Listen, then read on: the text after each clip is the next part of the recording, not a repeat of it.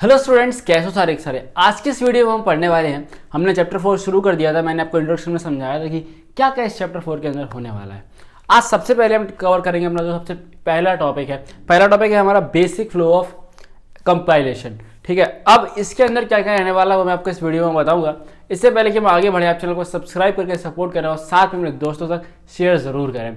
और जो ही बच्चे नए हैं जिनको नहीं पता है तो मैं ये बता देता हूँ कि उनके लिए इस चैनल पर आपको प्रॉपर एक टेलीग्राम ग्रुप बना हुआ है, जहाँ से अगर आप चाहें तो आपको नोट्स भी मिल सकते हैं। और ये नोट्स वो नोट्स हैं जो कि मैंने बनाए हुए हैं। चलो अब हम ज़्यादा बात ना करते हुए सीधा शुरू करते हैं। आज हम क्या पढ़ रहे हैं? बेसिक फ्लो ऑफ कंपाइलेशन, यानी कि किस तरीके से कंपाइलेशन हमारा होता है।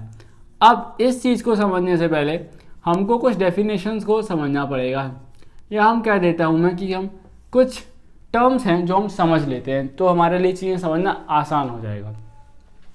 सबसे पहला जो टर्म है वो है सोर्स कोड। क्या है? Source code.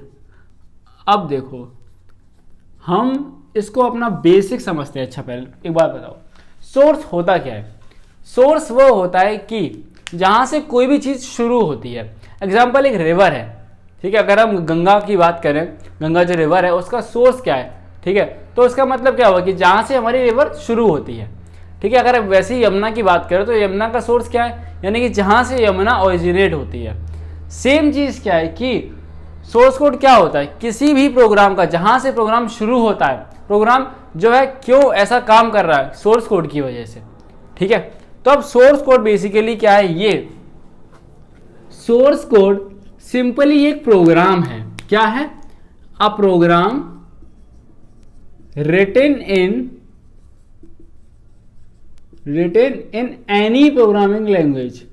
अब यहां पर जो any है वो बड़ा इंपॉर्टेंट है। जो प्रोग्राम है वो एक किसी भी प्रोग्रामिंग लैंग्वेज के अंदर हो सकता है। जैसे कि भैया देखो, फॉर एग्जाम्पल अगर हम बात करें तो बहुत सारी प्रोग्रामिंग लैंग्वेजेस होती हैं। लाइक अभी आप आगे पाइथन पढ़ोगे, आपके 11-12 में पाइथन है, ठीक है। इससे पहले जो बैच था, इससे पहले वाले जो बच्चे थे वो पढ़ते थे C++, ठीक है। कुछ बच्चे ऐसे हैं जो सी पढ़ते हैं, जावा होती है, ओके। बहुत सारी लैंग्वेज, बहुत सारी प्रोग्रामिंग लैंग्वेजेस होती हैं, ठीक है। भैया सोर्स कोड से हमें क्या समझ में आया बताओ? भैया सोर्स कोड से हमें समझ में आया कि एक प्रोग्राम है जो किसी भी प्रोग्रामिंग लैंग्वेज में लिखा हुआ है तो हम उसको सोर्स कोड बोलेंगे। क्या आपको इतनी बात क्लियर है? हाँ भैया, इतनी बात क्लियर है। साथ में अब ऐसा तो नहीं यार कि हम कुछ भी लिख देंगे, तो इस सोर्स कोड के कुछ रूल्स भी होते हैं। So it has some set of rules. क्या होता है? सम सेट ऑफ रूल्स, ठीक है। And also it is human readable. अब इसका मतलब देखो समझाता हूं। ह्यूमन रीडेबल का मतलब क्या हुआ? देखो बात यह है, पहला क्या है कि it has some set of rules. हाँ, इसके कुछ रूल्स होते हैं। तो हर प्रोग्रामिंग लैंग्वेज का अपना सिंटेक्स होता है, उसके कुछ रूल्स होते हैं, ठीक है। जब मैं आपको पाइथन पढ़ाऊंगा आगे तो वो आगे आपको बताऊंगा। अब क्या है कि एंड ऑल्सो ह्यूमन रीडेबल। अब देखो, ह्यूमन रीडेबल का मतलब है कि हम ह्यूमंस उसको पढ़ सकते हैं और समझ भी सकते हैं, अगर हमको जिस प्रोग्रामिंग लैंग्वेज में वो कोड लिखा है और वो लैंग्वेज हमको आती है। यानी कि मेरा कहने का मतलब है, अगर मेरा कोड पाइथन में लिखा है, ठीक है, और हमको पाइथन समझ में आती है, यानी कि पाइथन हमको आती है। अगर हमको पाइथन आती है तो तभी तो हम पाइथन का कोड समझ पाएंगे ना, ठीक है। ओके भैया, चलो भैया ये तो हमको समझ में आ गया, बहुत अच्छी बात है। अगर आपको ये चीज़ समझ में आ गई है, अब हम पढ़ेंगे नेक्स्ट। और नेक्स्ट क्या है? नेक्स्ट एक और टर्म है। अब नेक्स्ट टर्म क्या है? देखो, नेक्स्ट टर्म है हमारा बाइनरी कोड। क्या है? Binary code. अब मैंने आपको इससे पहले एक चैप्टर पढ़ाया था, आपको याद है? एक चैप्टर था बुलियन लॉजिक। इससे पहले का चैप्टर था हमारा डेटा रिप्रेजेंटेशन। इसके अंदर मैंने आपको एक चीज़ बताई थी, कुछ आपको अगर याद आ रहा हो तो मैंने कुछ आपको बाइनरी के बारे में बहुत सारी चीज़ें बताई थी, याद है? तो बाइनरी नंबर सिस्टम मैंने आपको पढ़ाया हुआ था। और बाइनरी नंबर सिस्टम में क्या था? बाइनरी नंबर सिस्टम किससे बनता हुआ है? बाइनरी नंबर सिस्टम जो है 0 और 1 से बना होता है, ठीक है। तो यहाँ पे क्या है कि ऐसा कोड जिसके अंदर 0 और 1 हो, ऐसा मुझे अभी समझ में आ रहा है, बाकी मुझे नहीं पता क्या होने वाला है। बट ऐसा कोड जिसके अंदर कुछ बाइनरी मतलब होगी, जिसके अंदर 0 1 होगा, ठीक है। तो इसके कुछ और नाम भी हैं, इसके पहले और नाम देख लेते हैं हम। तो it is also known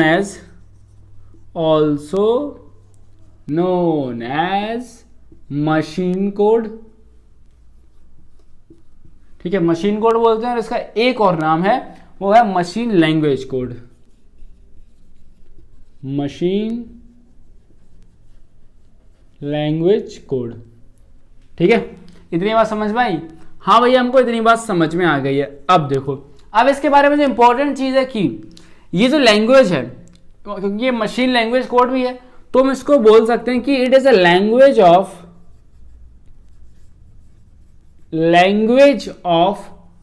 computer, language of computer of zeros and once.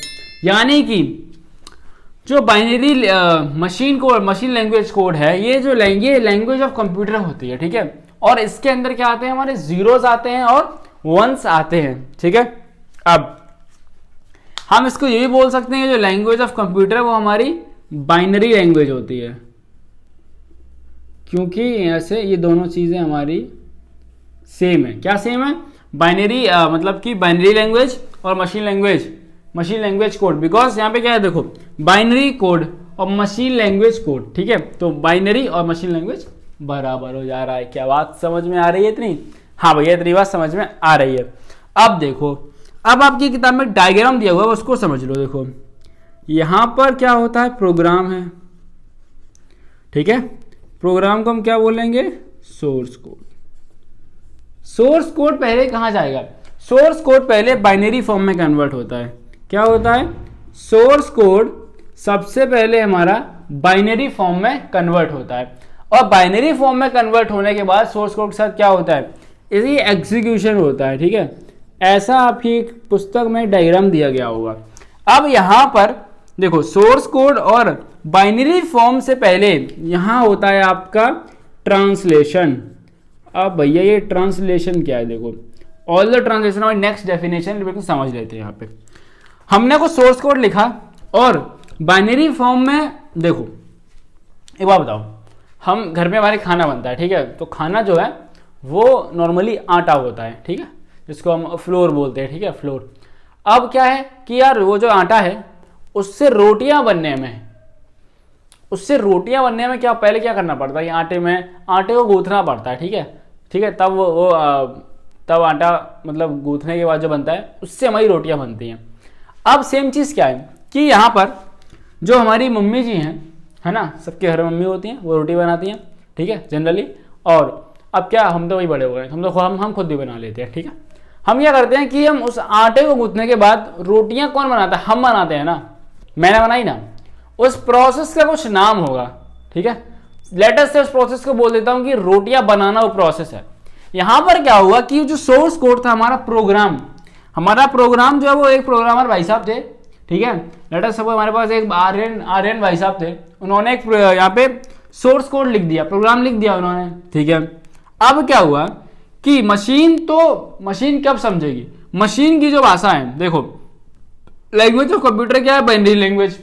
अब कंप्यूटर उसको समझ में नहीं आ रहा है, तो क्या चाहिए उसको? कुछ ऐसा चाहिए कि जो उसको समझा दे। तो क्या होता है, यहाँ पे ट्रांसलेशन होता है, यानी कि जो आपने सोर्स कोड लिख रखा है उसका ट्रांसलेशन होता है, यानी कि उसका कन्वर्जन होता है मशीन रीडेबल फॉर्म में। किस फॉर्म में? मशीन रीडेबल फॉर्म में, यानी कि वो फॉर्म जिसमें कि मशीन हमारा उस कोड को समझ सके, ठीक है। बात समझे? ट्रांसलेशन क्या प्रोसेस है? ट्रांसलेशन को हम ऐसे समझ सकते हैं कि ट्रांसलेशन जो है वो हमारे सोर्स कोड को कन्वर्ट करता है मशीन रीडेबल फॉर्म में, दैट इज बाइनरी फॉर्म। कौन सी फॉर्म है वो? बाइनरी फॉर्म है। क्या आपको बात समझ में आई? हाँ भैया, इतनी बात समझ में आई। अब बाइनरी फॉर्म जैसे कन्वर्ट हुआ तो मशीन को समझ में आ गया कि हाँ, ये क्या बोल रहा था। इसको एक और एग्जांपल समझ लेते हैं कि मान लो आप गए, हमारे यहाँ कोई फॉरेन से बंदा आता है, ठीक है। अब वो इंग्लिश में बोल रहा, हमको नहीं समझ में आ रहा है, ठीक है। हमारे घर पे आया, वो पानी मांग रहा था, वो कह रहा था give me a glass of water. हम कहें यार क्या कह रहा है यार, ये समझ नहीं आ रहा है कुछ हमको समझ नहीं आ रही बात। ठीक है। उधर से वो एक लड़का हमारा एक दोस्त आया, उसको इंग्लिश आती थी, तो उसने क्या किया, उसने जैसे उसकी बात सुनी, give me a glass of water, तो उसको ये बात समझ में आ गई और उसने मुझे हिंदी में कन्वर्ट करके बता दिया कि भाई इसको एक गिलास पानी चाहिए। तो जैसे मुझे पता, अरे पानी चाहिए, अभी दे देता हूं मैं, तो हम पानी दे दिए उसको। तो क्या हुआ यहाँ पे, मैं कौन था, मैं यहाँ पे था बाइनरी फॉर्म, ठीक है, मैं यहाँ बाइनरी फॉर्म था और जो बंदा बाहर से आया था फॉरेन से, वो हमारे लिए क्या था, सोर्स कोड था, बिकॉज वो बोले जा रहा है इंग्लिश, मुझे नहीं समझ में आ रही है। फिर मेरा फ्रेंड आया आर्यन, उसने कहा भाई अरे विशाल भाई क्या कर रहे हो, वो तो उसने कौन सा काम किया, उसने ट्रांसलेशन का काम किया। उसने क्या किया, ट्रांसलेशन का काम किया, बिकॉज वहां पे जो इंग्लिश बोल रहा था बंदा, मुझे नहीं समझ में आ रही थी। तो आर्यन आए, आर्यन ने कहा कि अरे विशाल, ये जो बंदा आया है बाहर से, ये तो अंग्रेजी में ये बोल रहा है कि पानी दे दो।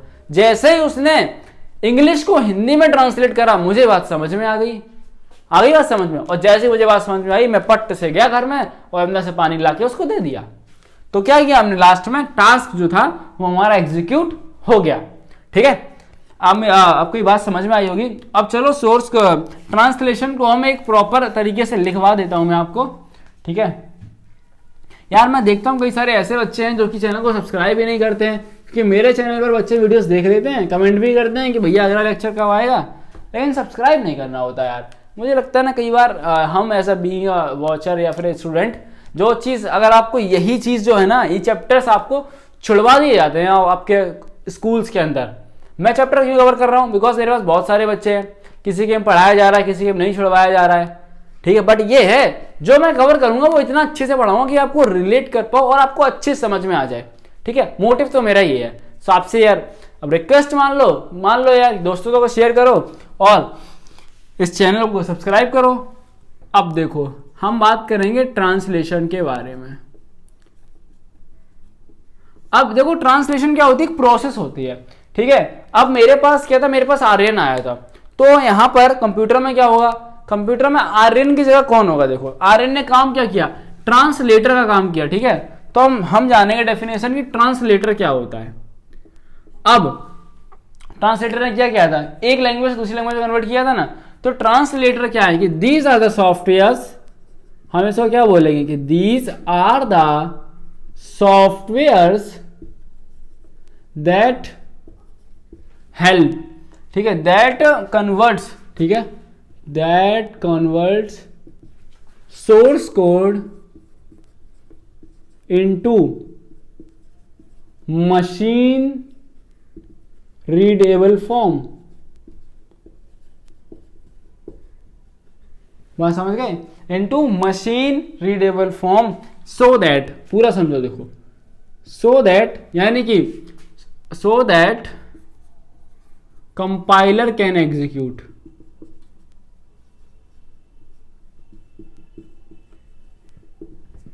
ये गड़बड़ हो गया, कंपाइलर कैन एग्जीक्यूट।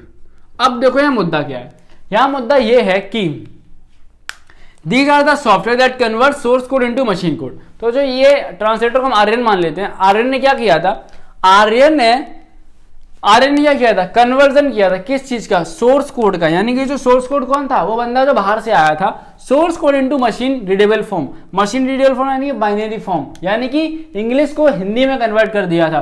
और सो दैट क्यों किया था, सो दैट कंपाइलर कैन एग्जीक्यूट, क्योंकि जो टास्क है वो पूरा हो सके, ठीक है। एक टास्क पूरा होगा तभी तो उसके बाद अगला टास्क पूरा होगा।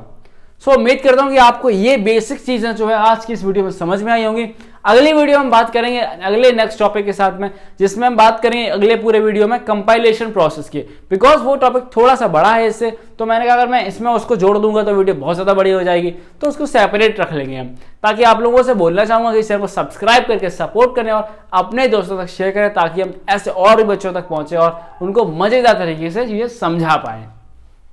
और साथ में कोई अगर डाउट हो तो कमेंट कर देना, साथ में टेलीग्राम ग्रुप पे आओ। अगर आपको ये ऐसे नोट्स चाहिए हैं तो वहां से ले जाओ, ठीक है। मिलेंगे आपसे विषय में अगली वीडियो में।